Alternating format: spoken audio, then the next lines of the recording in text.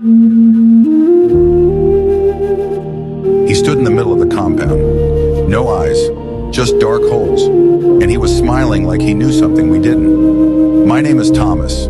I came to Nigeria in 1963, part of a missionary group from England. I was sent to a remote village in the eastern part, in Igboland. The village's name was Umuoma, deep in the bush, far from any town. They told us the people had never heard the gospel before.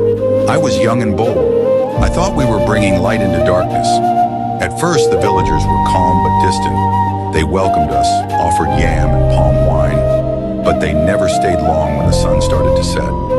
One elder, his name was NZ, quietly warned us, "When you hear the drum, don't come outside. Stay where you are, no matter what you see." We thought it was just local myth, maybe a traditional warning against evil spirits. We didn't take it seriously. That was our first mistake. The first drum beat came 5 nights in. It started at midnight, deep, slow, coming from behind the thick trees near the old Iroko tree. The sound felt alive, not like music, more like breathing.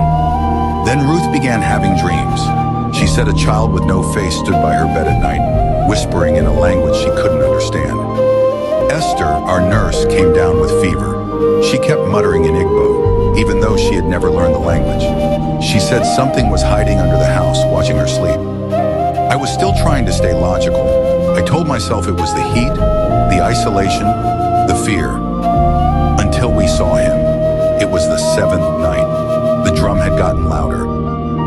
James, the lead missionary, said we should walk and pray around the compound. We started at midnight, singing hymns, holding a small lantern. Then we saw the boy. He was maybe 10. Standing near the edge of the compound beside a clay shrine we were told never to go near. No clothes, just skin and dust. But his face, his eyes were gone. Just black, deep holes. He didn't speak. He only smiled, not like a child, like something older was inside him. James moved toward him, Bible in hand. "Jesus loves you," he said. But before he could finish, the boy turned and walked into the ohia, the thick bush. James followed. We called after him, but he didn't stop. He never came back.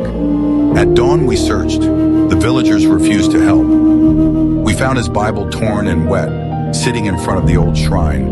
His shoes were beside it, but no body, no blood, nothing else.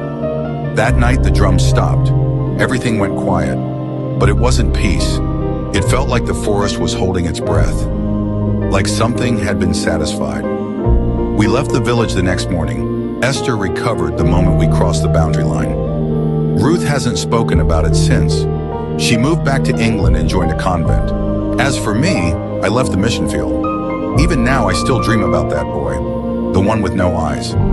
In my sleep, he stands at the edge of my bed, smiling. And sometimes, just before I wake up, I hear the drum, still beating.